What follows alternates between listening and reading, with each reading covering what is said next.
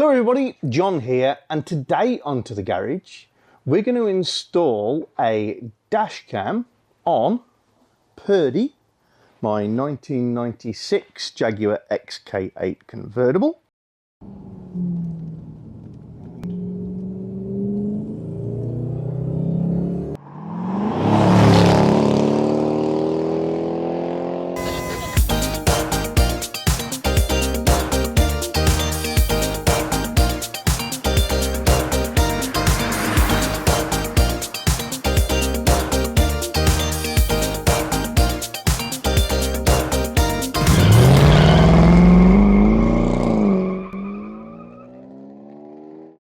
So I've been thinking about fitting a dash cam for some time, partly because of its natural use to record any incidents or accidents for later use, but also very specifically for me, on the outside of the windscreen, I have this GoPro mount.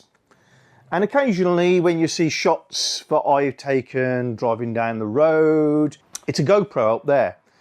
And it's not the most convenient thing because I have to remember to fit it, charge it, stick it on the outside of the window. It's certainly not a spur of the moment, ooh, this will be a great piece of footage type device.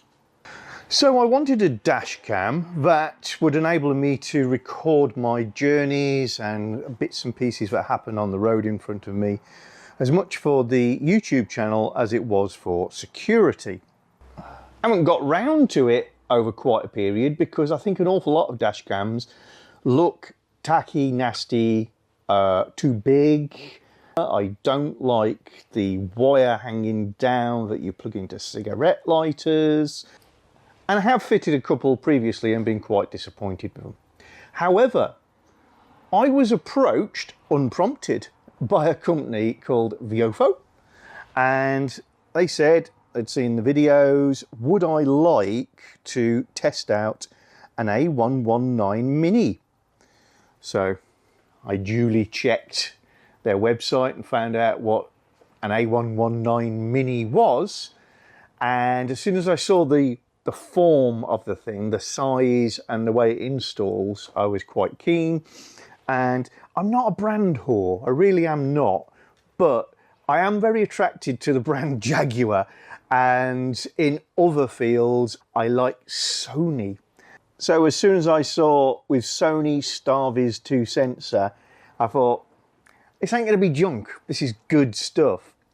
So I accepted the kind offer of VIOFO. So full declaration, I have not paid for these things, so send them to me free of charge. However, on my channel, as you know, I don't script me, certainly nobody else is going to script me, so they have been told that they get no veto over what I say about these things. In fairness, if it's junk, you're not watching this video. So the fact we're watching this means it must have turned out at least okay.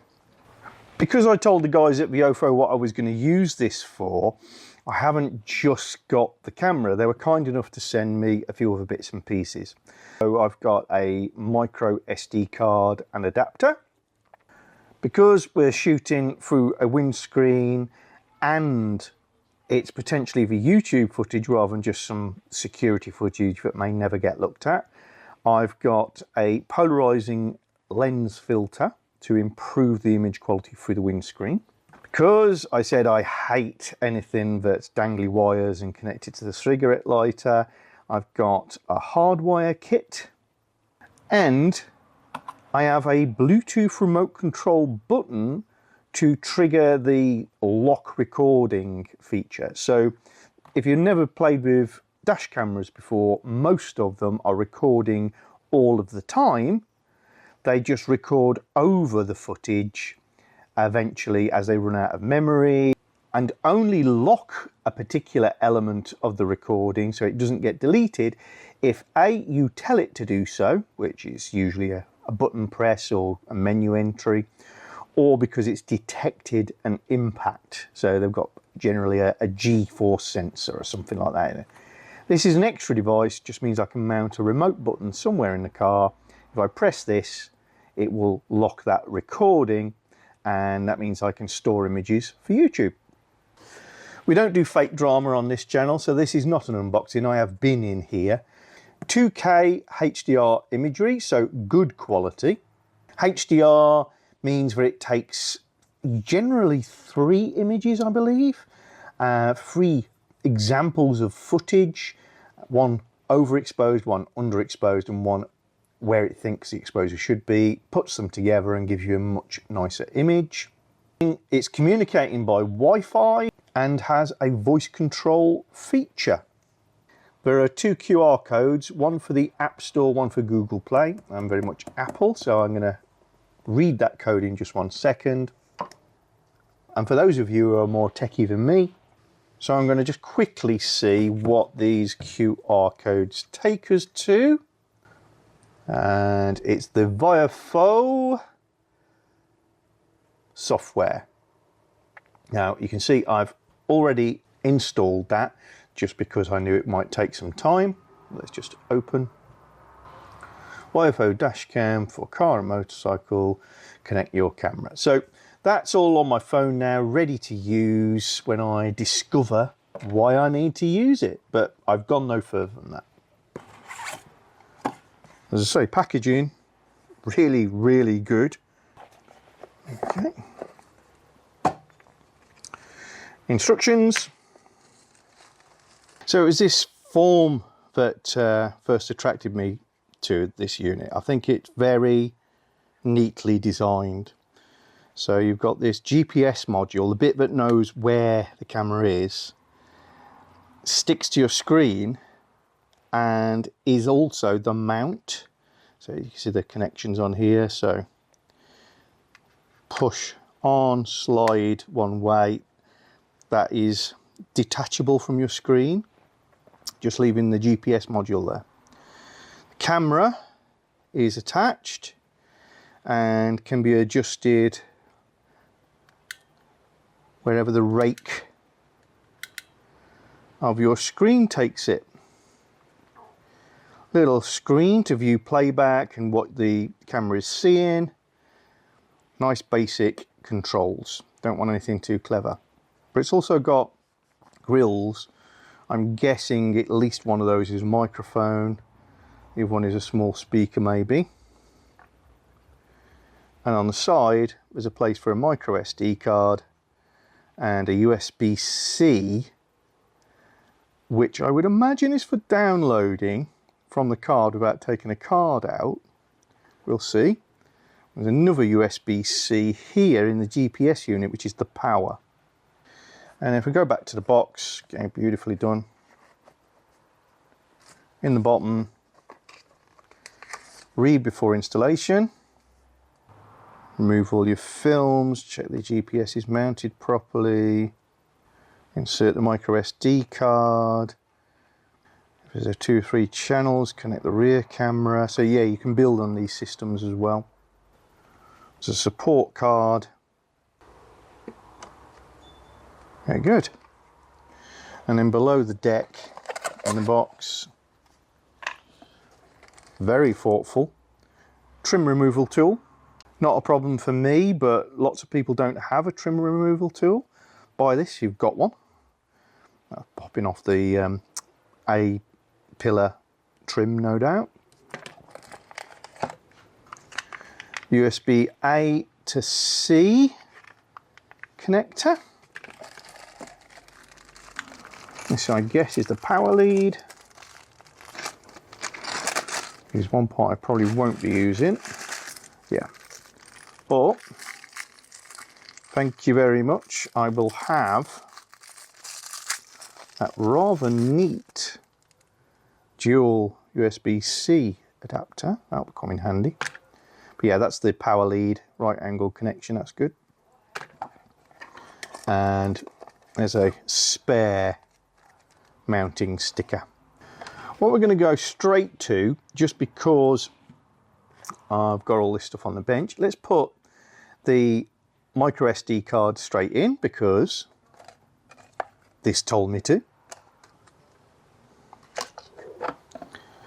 There's a space for micro SD. That is a little adapter.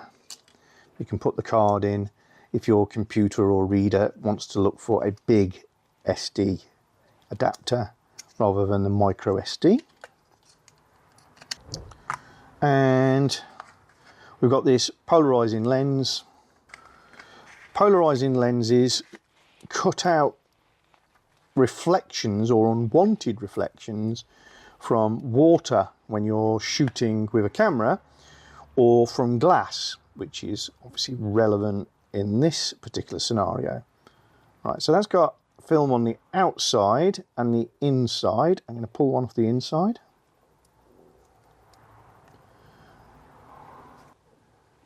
We'll pop this into place. I'm just checking to see if it says it's top, bottom. It looks pretty symmetrical. A couple of slots either side of this lens mounting. That snaps on nice and easy. Cool, and I'll leave the film on just in case I nudge that. Well, before we go any further, I have a method of just giving this some power from a USB-C. They're all 5-volt outputs. You want this one, this is the power. So we're just going to pop the cable in there. And looks like we're in business. Started. Ooh. So straight away, even with the protective films on, we've got that working. There's a protective film on this screen too. So I'll just show you, there's a nice crisp image behind there. I'm going to drop that back for now. We've got a red light on power, a red light on record, and there's a little blue light on microphone. Now, because we put a new micro SD card in here, we should format the card. And I've just looked in the instructions, and you can do it through the app and the computer, but a long press on record should format it. Let's try that. Paused it. Let's press and hold. Do you want to format the card now? All data will be deleted. The answer is yes, so I'm going to press this, I guess, universal input button. Memory card format successful. Nice. Told me that it worked. Recording started. And it started back up again. So this device is also recording sound, which might be useful for an altercation. And you can see that because of the blue light above mic. If you press mic. Voice recording disabled. Nice. Like the confirmation. So we press again. Voice recording enabled. Brilliant. There's a little icon appeared up here already saying satellites, so it's obviously able to find its location. The red dot is flashing top left, telling you it's recording. The microphone is on, telling you it's recording. It's picked up the correct date and time without me doing anything. Now this last light that isn't lit up is Wi-Fi. And if I press that one,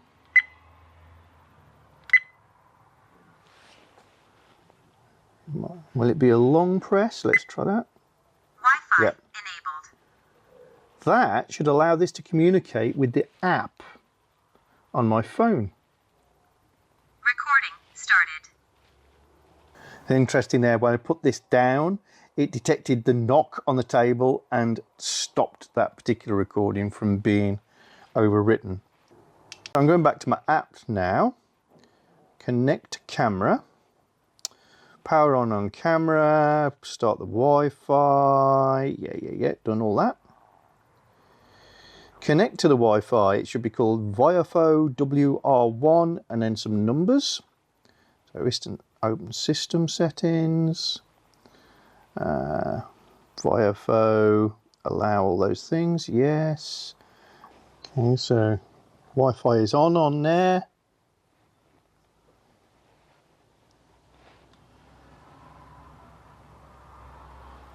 Wi-Fi on my phone. There's the there's the 1, the default password is 12345678, I believe. 5678. Join. Wi-Fi connected. Done. So let's go back to the app. Connect camera.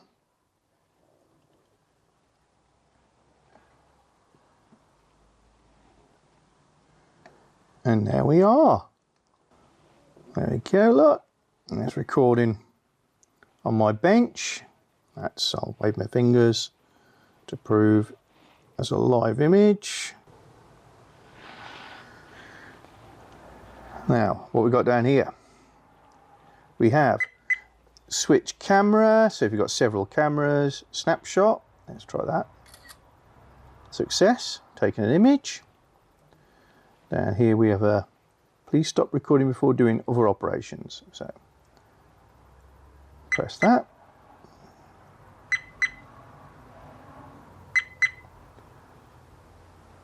Aha! There are the various files where it's recorded already. Some of them triggered by me knocking the camera around. Yes, yes, all working. Locked files, parking files. Yeah, so some of these files, as you can see, you've got little locks in the corner. And that would be because the camera was knocked and that caused it to think it'd been in a collision, and so it won't allow this particular recording to be overwritten. Equally, if I'd have pressed the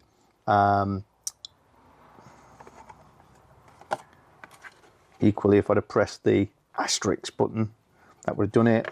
Or when installed, that should have done it. Locked files, select, and then there's a bin logo. Now press that and they've all become ticked. So now if I press bin, delete file, yeah, brilliant. Parking files, not got. All files, let's go select, ticket, they're all ticked, bin, okay, brilliant. This looks like it's very intuitive and very easy to use. I'm impressed. Okay, still while it's on the bench, let's look at our wireless Bluetooth remote control. So this locks recordings just with a touch of the button, and I can put the button wherever I want. Little instruction manual. I have looked at that. I will say I'm not a genius from what I'm about to say. There is a battery and a spare sticky pad. And a dinky little button. Nice, black, looks automotive. Can easily make that fit in with most interiors. Certainly I can put that somewhere nice in the Jag. So we need the battery.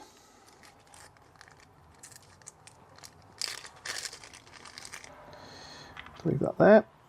Turn this over. Dot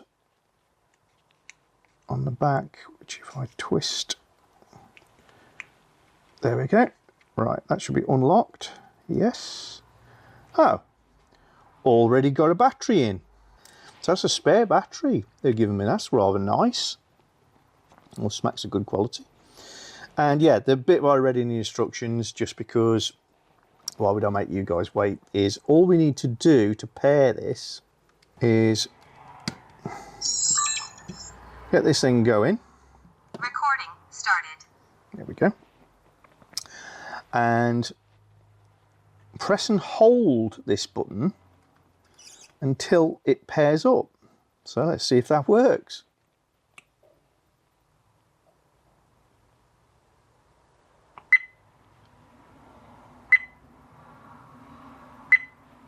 Video protected. Ha! Excellent.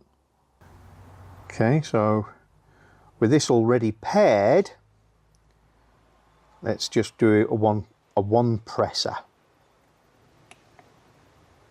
Instant. And I think this says it's got a range 3 to 5 meters, so any application this is going to be fine. So far I've got to say this is completely intuitive. I haven't really had to think too hard about how to get anything to work. The dashcam hardwiring to avoid the temporary power-ups, to avoid the temporary look in terms of your power supply is obviously a little bit more involved and more specific to the vehicle that you're going to fit it in, but that holds no fears. So I'll crack on and get that done, and we'll see how easy the rest of the install is. Now, the installation you're about to watch is obviously specific to the XK8 Jaguar, but it's going to be quite similar to most other cars. So I think for me, the best move is going to be to position the camera first. And I'm going to be positioning it to the right of the interior mirror, because I can clear that nicely with this sun visor. So think about sun visors. And remember to make sure that the area that you're pointing it at on the windscreen is not got any what's called obscuration strip, or the dots, or it's going to interfere. Its view is going to be interfered with by an interior mirror or rain sensors or anything else you've got attached. But also it should be looking through part of the windscreen that is covered by your windscreen wipers. If it's not, when it rains, you're going to have an awful view. Now, I've already cleaned this area of the screen inside and out. I've used alcohol and tissue to do that, making sure that we've got a really nice, clean, grease-free area. Just test fitting. As I say, be careful that your sun visors can move without getting in the way, and you can adjust your mirror and it's not going to be in the way of that. I'm going to mount it as high as I can for the best view out and the least obscured view. That looks pretty good to me. Just checking which way you detach this from the GPS unit. Fortunately for me, it's by sliding the unit this way to the right, so away from the mirror. I think that's about where I want it. Right, let's peel the backing off. And then I'm going to peel the cover off the lens whilst it's nice and easy for me to do so.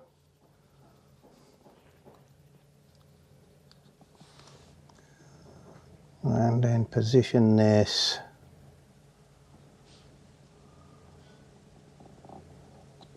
just there.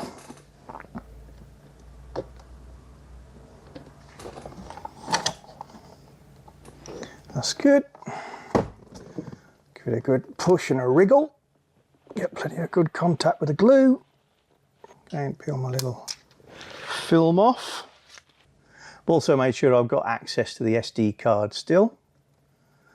If you're going to put this on this side of a car with a big sensor array, you're going to struggle to get the card out or to unlatch it from the GPS module.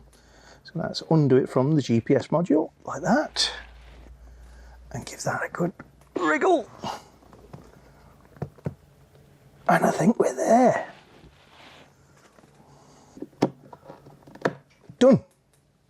Now, on most cars, you're going to want to remove the A-pillar trim, so that you can get a power supply up to the unit. Just get my fingers behind it. Might need a trim tool here. We were supplied with one, weren't we? So let's try that one. Let's just get in there.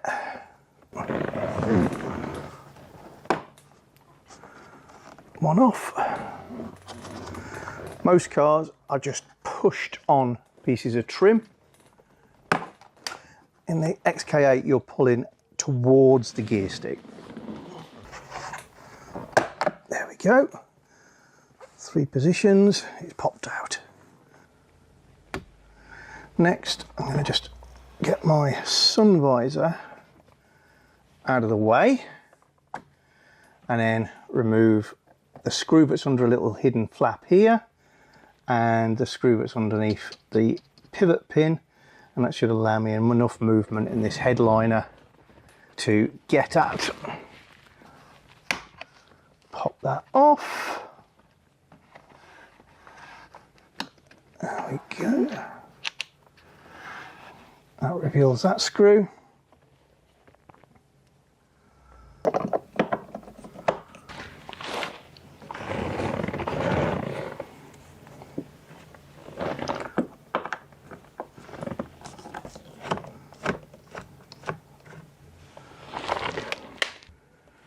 Okay, so they're both removed, sun visor's out, and now I've got plenty of space to get behind here.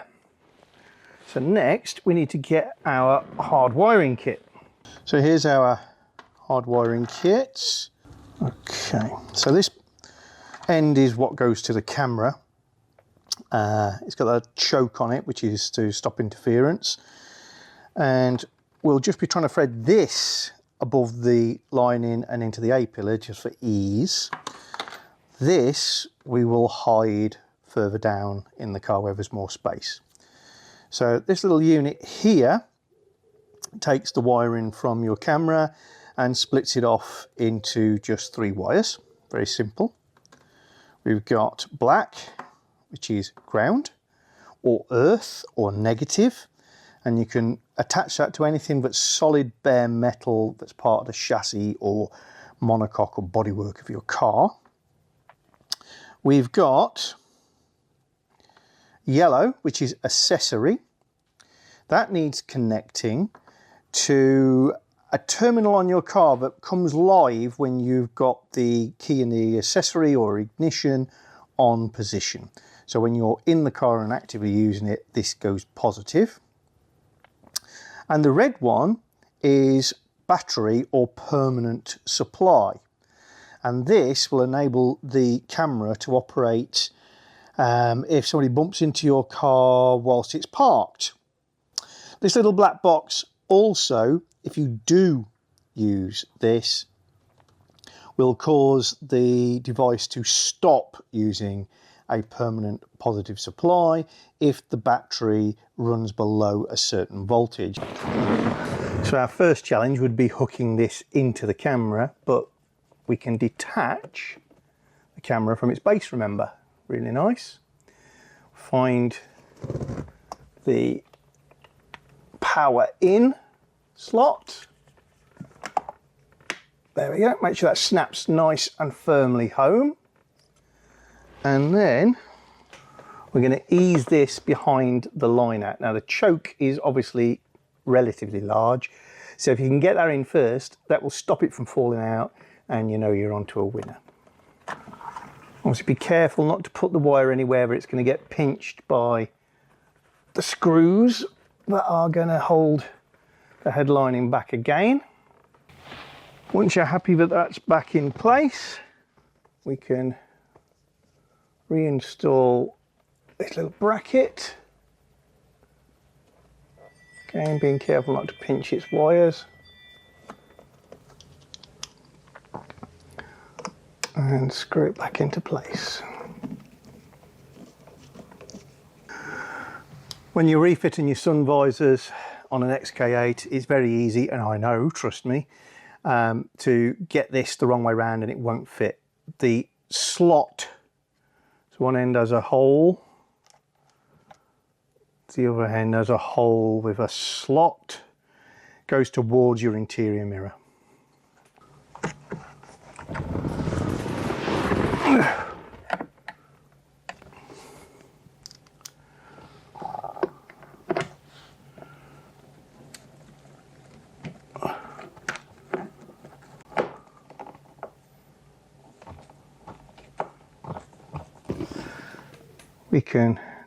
We can reinstall the camera. Easy as that. What remains here is to route this cable down out the way of the trim again, out the way of all the holes, and I'll do that by just cable tying it to existing wiring down through this gap so that you can get it to emerge and be usable in this fuse box. So there we are, cabled in. Use the tails.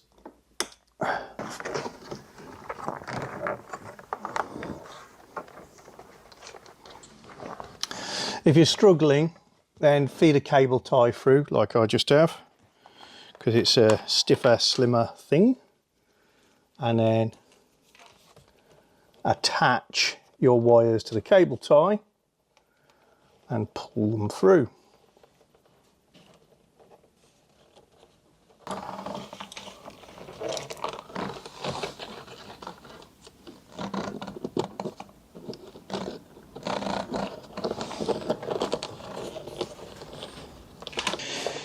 Okay, so with the wires through into this fuse compartment, first thing we need is a good earth location. Now, you can do this various ways, but I want to add a handy dandy little earth post.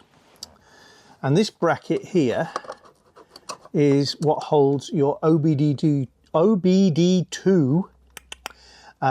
socket.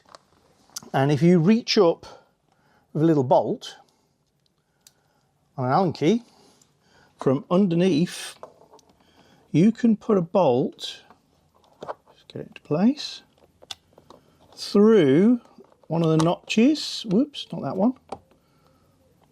That one. One of the notches, and create a handy dandy earthing point which you can use for all manner of things in the future. So just tighten that up. Won't bore you with this bit. And that's in place. Quick check for continuity.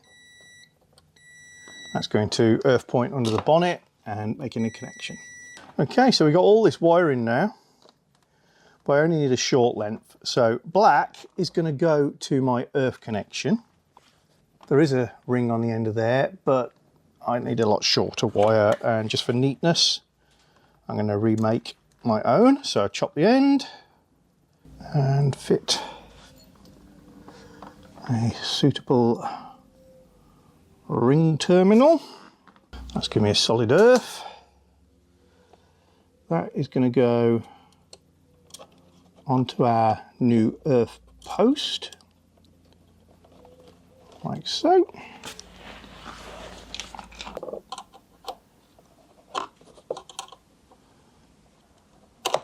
There we are. That's our earth fitted. And as previously discussed, there's a red battery positive, there's a yellow accessory. And the only thing you don't get with the kit that you really do need for a nice neat installation, my opinion, is a piggyback fuse holder. So how this works, you take an existing fuse out, fit that in. The bottom pair here is the fuse you've just removed. So that puts back what you've taken out.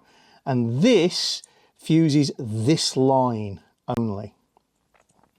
So that is ready to go. That's a 5 amp fuse, which is more than sufficient for what we're doing. I don't have a smaller one in at the moment, but a smaller would do. But that is going to go on to my accessory line.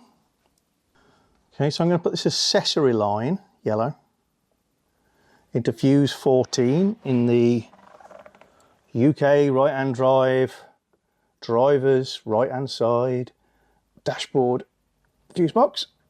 There we go. It's got a 10 amp fuse in it at the moment. 10 amp fuse goes in there.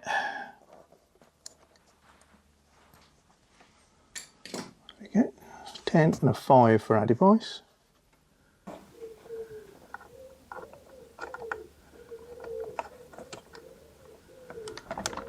There we go.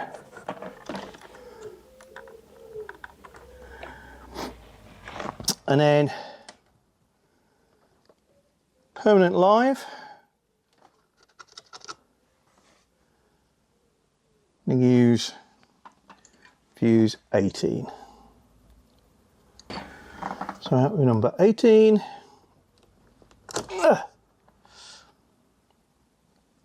He goes in the bottom slot.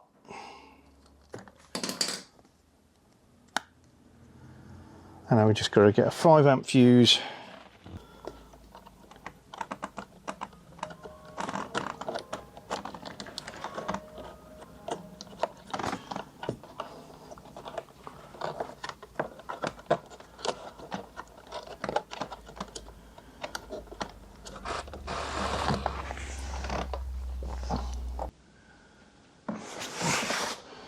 And we'll give this a little tidy.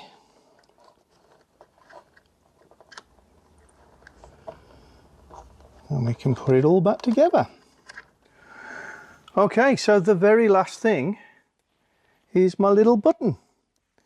And I've chosen to fit it here where some of you will have heated seat buttons, but I haven't got those. So I've used a bit of alcohol and tissue just to take any polish off the dashboard. Come on. Got it. So I'll have the little blue light top right for no apparent reason other than I like that. Make sure I don't interfere with any other buttons.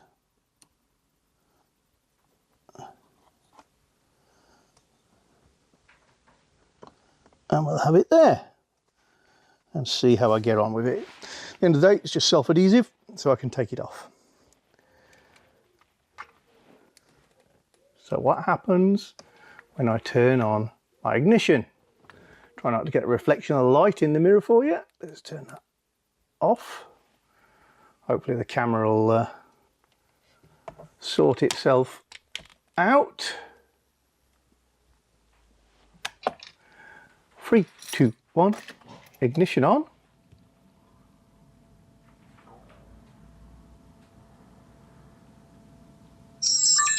Yay! Recording started. Excellent. And if I press the little button on the dashboard, obviously I can't show you that and that, but I'll press it. 3, 2, 1, now. There we go. So all that remains, video protected, all that remains is to see what sort of footage we get when we try it out. Dead easy to fit though.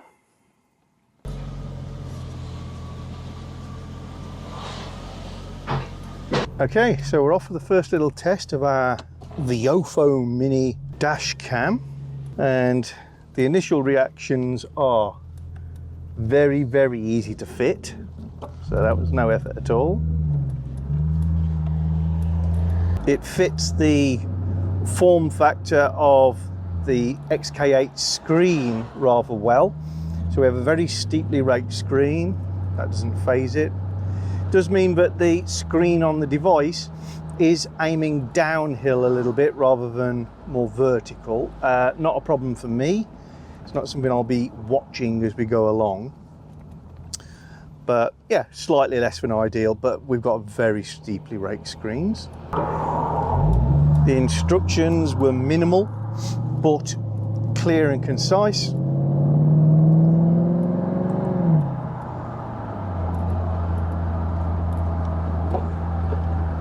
We got the app up and running on the phone and connected to the device itself really easily. Because there's only 5 buttons on the thing, and most of those are not things that you would press whilst driving along, it makes it nice and easy to operate should you need to. Not too confusing.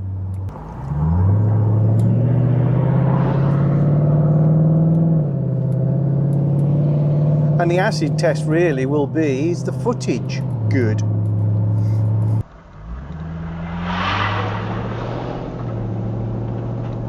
So to sum up, excellent build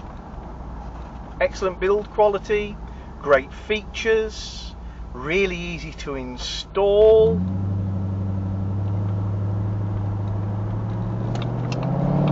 The accessories all work as they're supposed to. The unit is unobtrusive in the car.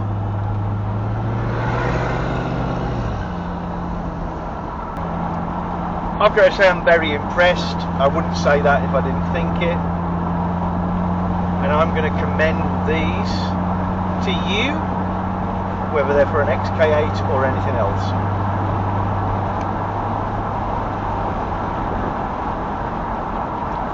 I'll put some details of this particular unit and a link in the description below. If you're enjoying our channel, then don't forget to subscribe and click the little bell icon so you get notifications of new videos. And please give us a thumbs up or thumbs down, and you can share the videos. And below the video is always the area where you can comment and get involved with the chat.